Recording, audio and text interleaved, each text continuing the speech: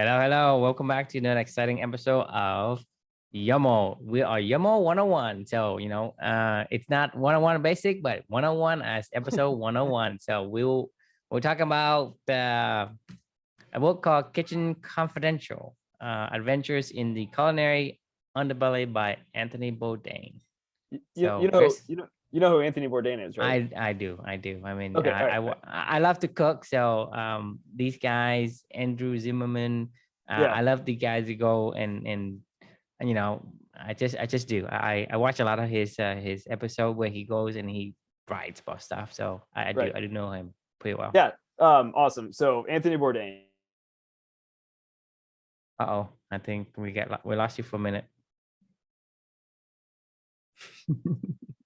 My back? We lost you for a minute. Okay, you're back. All right, so Anthony Bourdain. I think we all know who Anthony Bourdain is. If you don't, he's a famous chef. He did a bunch of TV shows as well. But this book is kind of the book that was the catalyst for his career. He wrote this book is what kind of made him famous. He wrote this book called Kitchen Confidential: The Adventures in the Culinary Underbelly, which kind of was like a no holds barred like look at the kitchen, the restaurant scene of like what it takes to make it in there, like what it's like to day-to-day life, like a truly like like if you want to become a chef, like what's the path you need to take to get there, and like all the different players in the restaurant world, and kind of stuff like that. It was an interesting read. The reason, actually, there's a fun story as to why I actually even picked this book. So this is another compound effect one. I just randomly asked a bunch of friends on social media one time, like, what would be a book you would recommend? And this is somebody's book that works in the culinary world. He was like, "Oh, I love Kitchen Confidential. It's always a great book." And I'm like, "Yeah, okay, this is never a book that I would have ever read, because culinary stuff isn't really that big of a deal for me." But somebody recommended it and said they loved it. I was like, "All right, I'll check it out." So the onto the reflection. It was the one word that I could only think about the entire time that I was reading this entire book was unbalanced. And here's a reason why. Like, these chefs' lives, these restaurant workers' lives are awful. I mean, I don't know. Have you ever worked in a restaurant before? I have worked as a busboy when I was 15. Okay. But I could not, never would ever go back and do that. I love to cook, but I cook for my family and for me. I don't cook for the public, and so in essence, I don't really know what the chef's going through.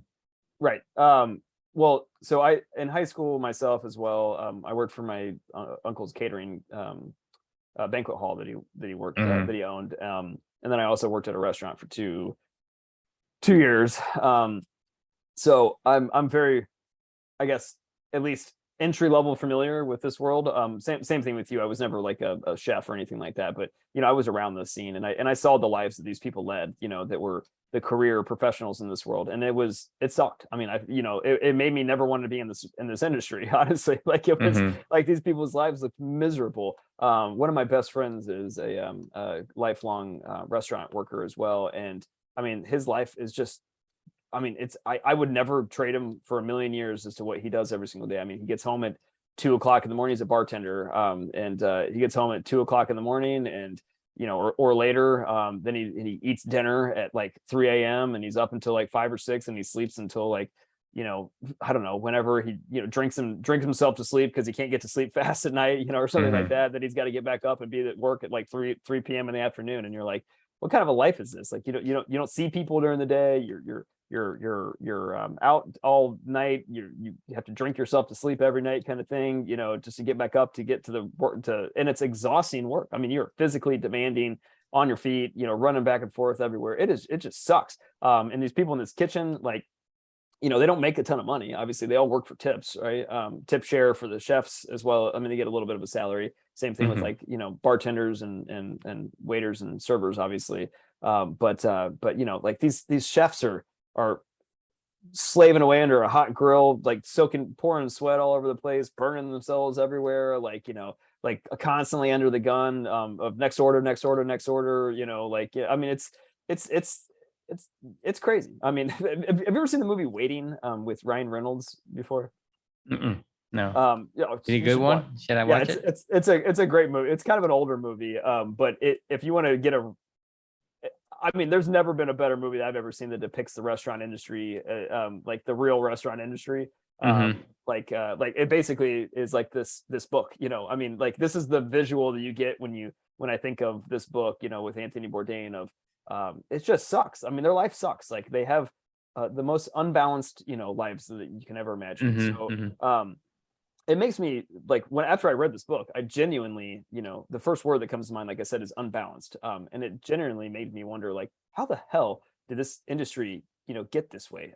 Like it, you know, to your point, you love cooking, right? Like there should be the food industry should be like one of the easiest industries to translate meaningful work to it. You know what I mean? Like this is producing art every single day and helping to share that with other people. You know, like cooking is art. Like I mean, and for a lot of people, it's very Mm-hmm. meaningful work. But at the same time, if this is like, how did this industry become this way? You know, is it an unbalanced industry that attracts unbalanced people, or is it like vice versa or something like that? I don't really understand it because it doesn't make any sense. You know, I visited foreign countries before, like in Italy or whatever it may be, and their restaurant industry is totally different. Like their employees are paid, you know, pretty high wages. They don't do tips or anything like that. You know, they have reasonable hours. Like they're those are quality jobs. Like people want Mm-hmm. to work in a restaurant in Italy. That's a job you can work for your entire life and you know have a pretty balanced life. But for some weird reason in this industry in America, you know, this is the life, and it's insane. It's awful, and I feel really bad for these people. So you know, it made me start to think as like the whole idea of balance in our mission. You know, like what's my role in this? You know, when I go visit a restaurant, you know, I mean, and it made me think like it always starts with you at the end of the day. If you see how crappy this industry is, like you know, you don't have to just be an innocent bystander and go, oh, it's just a crappy industry. I mean, you can start to make changes yourself, and you know, on simple things we can do. Like I don't know about you, but like it creates an unbalanced customer as well. Like people go into these restaurants these days expecting to be treated like kings, you know, to be waited on hand and foot, you know, get an incredibly high quality meal delivered to them super fast and super affordable at the same time, and also deal with all this bullshit that they have to go deal with. I mean, like, you know, change your expectations going in, because if you know that this is the unbalanced customer might be the one that's driving the unbalanced, you know, production that needs to be done here, and these lifestyles that these people have to leave, which is awful. So anyway, all this roundabout sort of way, for me is with this particular book, it just reminded me, like, you know, everybody deserves to have an opportunity for meaningful work and to live a balanced life. And you know, these waiters and cooks and restaurant staff are no different. They're not servants for us, you know. They're not, you know, like I don't know. We should treat them like normal people and give them an opportunity to live a balanced life. I think that should be a goal. It's like we figure out how to help revitalize this restaurant industry in America potentially. But yeah, so I'll pause there. And the question that I posed is how can you help others when you see that they're living a life out of balance in your world. So yeah, I'll pause there. Love to get your thoughts. Yeah, so for me, is it in my, you know, my opinion is it is a spiral effect, you know, because for one, in the restaurant industry, because it become commoditized in a way, everyone is squeezing every single ounce of profit, and because there's so many restaurants out there, that kind of cause these margins to go thinner and thinner every single day. So the most restaurants, they're competing with you of very low margins, and there's so many Right. of them out there. You have to even get to the point where you become like Chef Ramsay or Anthony Bourdain or Andrew Zimmerman or whatever these chefs are, to even get to the point where you can charge a high price Right. for the dishes you make. As a quote unquote amateur and, you know, the chef, you know, kind of fan, what I cook is very, I only cook things that I would eat.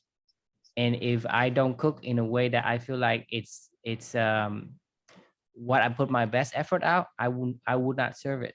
Right. But that is a luxury They that can't do that. Yeah. these people cannot afford. I know. Yeah. And so the problem with that is because, like you say, restaurant, like let's say an unbalanced restaurant, customer comes into the restaurant and expects a bunch of stuff, bunch of things, and unreasonable. The I guess the culture is that you going trying to accommodate that bad customer, and that Right. bad customer creates more spiral effect on you. You do the work, right? But then you're not happy with serving the best food to this person who never appreciates, Right. but you're forced to do it. Then what happens is, because you're forced to do that, you start to go say, well, it's a bad customer, so I'm going to be okay with reducing the quality of the food I provide. For me, like I say, if I messed up, I threw that whole thing away. i'm Yeah. not I gonna mean, i'm not and gonna that should be serve you. fair. I'm Like, not I gonna mean, serve you because I would not eat it. I would not serve you, because that I'm untainted by the spiral of fact. Because, like, imagine, like, let us say I kind of like, I sweat blood and tears and put my effort for last hour or whatever to prepare this juicy steak, or this whatever recipe that I want to serve, and then somebody it's just not appreciative of the effort I put in. So how can you continue to be take pride in your work, you right? And can't. if you get into the culinary profession, and you didn't know this before, right? You're stuck. It's not like you can go find a job, right? You Right. you spend so much money and so much time and so much effort in trying to I guess build up your career. So Right. the only thing you can do is, because this customer is not appreciative, you're gonna have to lower your quality and lower standard, and eventually you're just serving food and you're smoking cigarettes or whatever. Just like the imagine in a fast food restaurant, that's essentially drives everything. And then you have all these competitions of other restaurant, everything's become commoditized, and people won't pay you for this and for that, and everybody wants to, like, the managers at the restaurant, the owner restaurant, right? They're going to say, well, because I need to make the money. So if a bad customer comes in and demand something unreasonable, you still trying to accommodate them. For one, is they're going to have that extra income, and second, you don't want to get a bad reputation that other people stray away from your restaurant, and you're going to be under the water.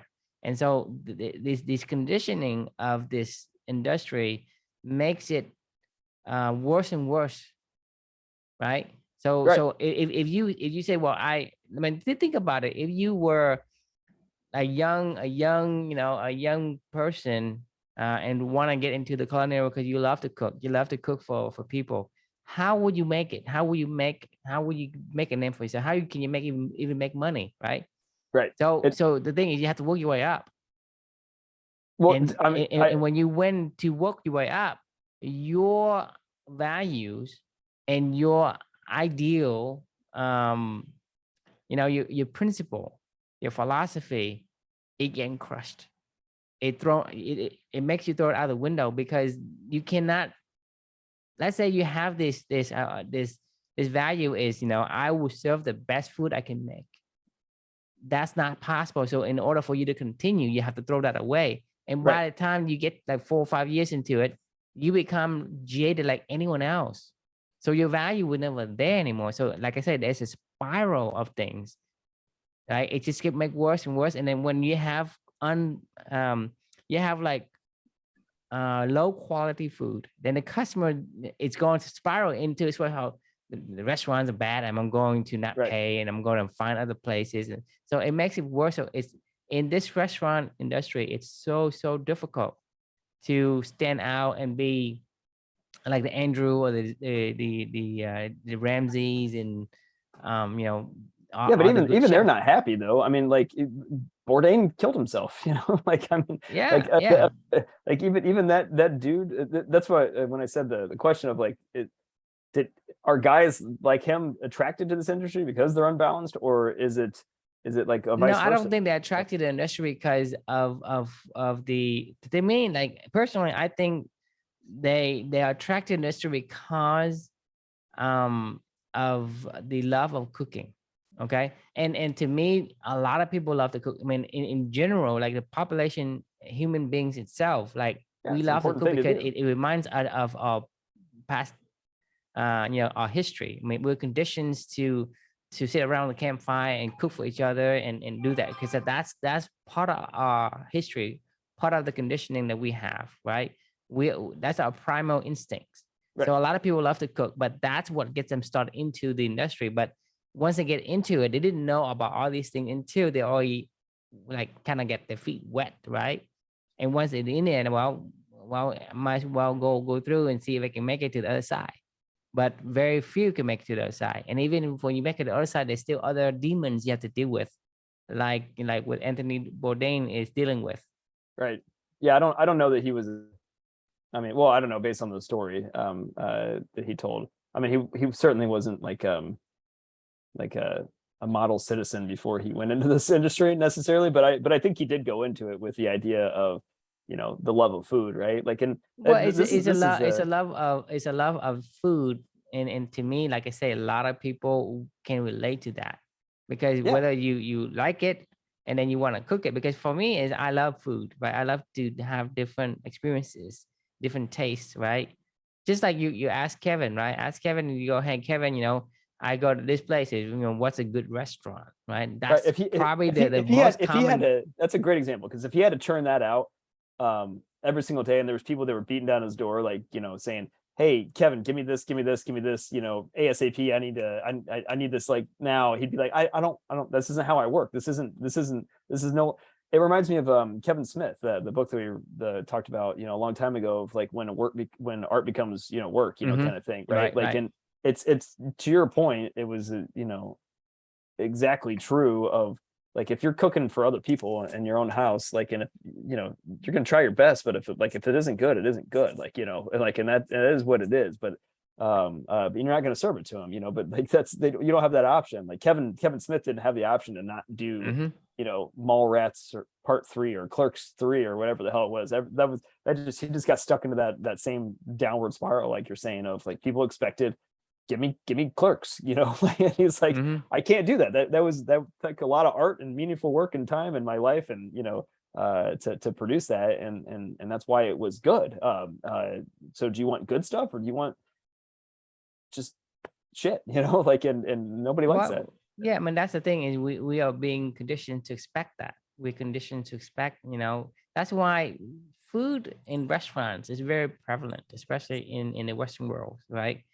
Everywhere you go, there's hundreds of thousands of restaurants in your area. It just There's just so many, Right. and every year, lots and lot of restaurants go out of business because one a lot of times it's just like a 1 year wonder kind of deal. And because of that, it becomes so prevalent and competition is so fierce that they have to do these kind of things. And because of that, it teaches the customers to act in a certain way. And so for anyone who goes into this industry is going to have to follow the precedents. Remember the story about the monkeys where the scientist puts like four monkeys in a Oh, cage, and yeah, yeah. then they hang a banana up the top, and every single time banana would and put a ladder, and then every time a monkey would climb up the ladder, they would either throw cold water on the monkey, Yeah. right? And every single time a monkey would do that, and they do that for a while, and then they start removing one monkey and then put in a new monkey, right? And the new monkey would actually go into the on the ladder, start to get a banana. He get beat up by the other three monkey that knew what happened, and then slowly all the original monkey has been taken out and replaced with the new monkeys, right? One by one. So the new set of monkey has never been throw a cold shower or whatever Right. that is a bad experience from, would actually stop any monkey from climbing the ladder, and they don't know why, because that's what the precedent, that's the conditions. And I Yeah. think the same happens here. It's a precedent of how we treat these restaurants and these chefs, because whatever happens long time ago, I mean, it's out of our mind, but we expect a certain things, like you go to the restaurant and you sit down and you say, hey, I want to order this, massive meal. It has to come within less than 10 minutes. Right. I And mean, be affordable you want this massive plate that has to come within 10 minutes. And be you say, delicious, well, the this is best not meal you've ever fresh. had. It's not fresh, right? And Right. this is so expensive. It's like, dude, even for you to go and not even have to buy the ingredients, for you to even prepare it, it costs you more than that. It's like, this is $45. Like, what do you mean? It should be like $20, $10. But that's the thing, is we are conditioned to expect that kind of work. But think about it, under 10 minutes, how can you get food out in 10 minutes and you want to be hot off the oven? It's just nearly impossible.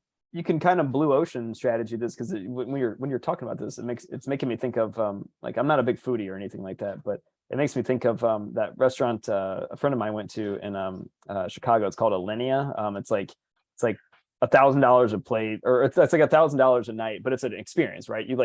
People are signing up to go there. It's like a 12-course menu. You don't know what you're gonna get, kind of thing.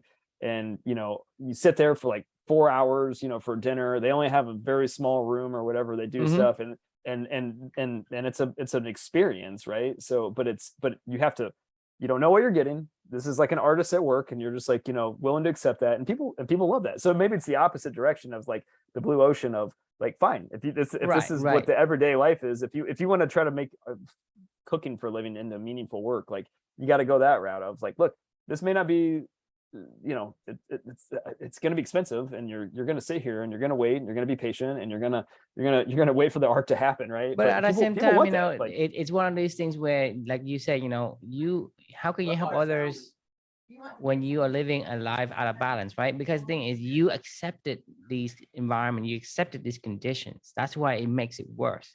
If you stop, right, if you have your own value, you say, well, this thing doesn't align with my value, therefore you're going to have to think a different way, therefore you're going to go into the blue ocean. Like, a blue ocean could be like, and I've seen this done successfully, like, as a chef, right, I could cook for 50 people, 100 people, right? No problem. But you have to pre-order. Don't ask me to come, like, hey, you come at 6 and you want your food at 6:10, 6:15. No, I got to prepare the whole freaking day to make it. But I need you. I mean, let's say you ordered a day ahead. Yeah, I can do that. I can make the meal. Right. And then I can coordinate the time when you come to have the food ready. So I will prepare what I need to prepare. And whenever you come, I'm just going to plate, like, I'm going to present it. That's it. Right. That's how they do it. That's exactly what, like these places you book 4 months in advance, like, they know there's only 10 people that are going to come to the restaurant that night. And it's like, you have to book 4 months out. They know what they need to expect. They only have one, like, but that's the thing, is night, that's a blue ocean, because not a lot of restaurants are doing that right now. Okay, like, you have millions of restaurants, right? What is the percentage of people of restaurants are doing just that? You go to a restaurant, right? We've been trained so different. I'm not going to spend $1,000. My mindset would be like, $1,000 on a dinner. That's insane. Like, well, it doesn't have to be $1,000, because if you ask me to cook for 200, I mean, I can cook it for like $50. Well, I know that's steaks you. or whatever, because it has a volume. Right. But the thing is, I can't cook it on demand. You have to order at least a day in advance for me to prepare everything and cook in a way that I'm not stressed out. If you told me to snap your fingers and said, hey, Chris, read a book, give me a reflection and do it tomorrow, I'd be like, I can't do it. Like, I can't, like, I mean, I need to have time to savor it, go on a walk with my son, slowly but surely soak it in, give it a few days to resonate, spend time in the morning to reflect. Like, I could not churn this out in a production manner. It would become meaningful work, would become miserable, right? Like, it's meaningful now because we can do it at your own pace, and you can deliver it in the way that you want. It cannot be meaningful if you're miserable. I mean, right? Meaningful when you have to enjoy it. Right. It has to fulfill some sort of a need or an empty space or whatever it is that you're trying to fill. Right. You're compelled to do the things that you feel like it gives you like some sense of happiness or joy when you're doing it. Right. It's like when I cook, I'm like focused. I mean, I'm just there. Like I basically zoned out of everything. I'm in my space. Basically, when I cook, I'm in the flow. That means like I feel at peace. I feel like I belong there. I feel like, I mean, I'm not like having any kind of anxiety whatsoever, because for whatever it feels like I'm supposed to be there. Is that Luca? You gotta give me some credit today. Like there's chaos around me. Yeah, no problem. But Luca too. Yeah. But anyway. how you handle it makes it unbalanced, because if Luca comes in, that's fine. But how you take in, the space between stimulus and what was it? Response. Response, right? Yeah. This is how you handle it. If you handle it in a way, it could be handled so that you are balanced when you handle it. Right. So it isn't about, hey, I don't have this or don't have that. It's how you choose to react and respond to the chaos that you have right there, or the chaos or the condition that the restaurant is kind of thrown at you. If you handle that correctly in a way that aligns with your values, right, you will have balance.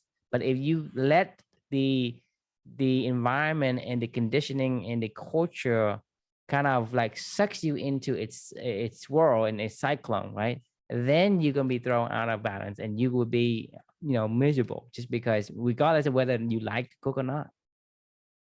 Yeah, I mean, it actually reminds me of that Michael Pollan book that we talked about a few days ago, the patience plus presence equals transformation kind of thing. Like I think the key ingredient that's missing, what we've been talking about, was patience in this whole entire book, because they're basically like assembly line robots at that point in time. They're machines, they're line order cooks, that are just right, like, because these has guys to like pump out production, have no there's no patience. they have no feeling at all, because like they are completely numb to all the things that they're supposed to do. I guess they're just in motion. Yeah, I mean, they're machines. They're not there, but their mind is not there, right? Their heart is not there. They're basically a humanoid robot, right? Which sucks, right? Because you think about it, what we're trying to do. they're completely numb to all the thing that happens around them, because it's too much to handle. Agreed. It's an interesting. We should revisit this one, but it is an interesting lesson, right? In a shitty industry, I think we need to figure out a way to change this. Like we should use one of our. Well, I think it comes down to, you need to stop taking the shit. Okay, it's like, if it doesn't align with your values, say no. I'm not taking any more shit from these things. Even if I like, for me, it's like, I love to cook, right? But I cook like my sister or whoever wants me to cook, I'll cook for them. But it's an invite, and I will choose if I want to cook or I don't. Right? I am not going out there and I'll take any jobs, right? Right. So for me, it's like, I cook for my family only because that's what I love to do. I do cook for other people, if they have a party, whatever, I'll cook for them. But it is because I determine if that's something I want to do, and it is in my own way. I have to do my own way. I say, well, if you want me to cook, this is what I need, this is what I would do, right? If you're okay with it, then I'll be your cook. If not, it's a no. Yeah, no, right? I love it. Yeah, couldn't agree more. I think that's a good ending spot for tonight. Any final thoughts? Like I said, balance is one of those things that we're gonna have to juggle. And if you put balance first, then you will enjoy your passion more. Yeah, I think you can't have it be meaningful work if it is unbalanced, right? It's like that's the key, is like, if you have something that's meaningful, make sure that you stay balanced with it. Otherwise you're balance is one of the fundamental favorite word of Culinary. Yeah, exactly. That is the mission, right? Yes. So help living that life and helping other people to do the same. So awesome. Well, thanks for joining us again. The question we can leave with everybody is how can you help others when you see that they're living a life out of balance? Well, how can you help yourself as well? I mean, do that first. Yeah. Right. Yeah. Agreed. Awesome. All right, man. Well, we will see you all tomorrow. All right, sounds good. Bye.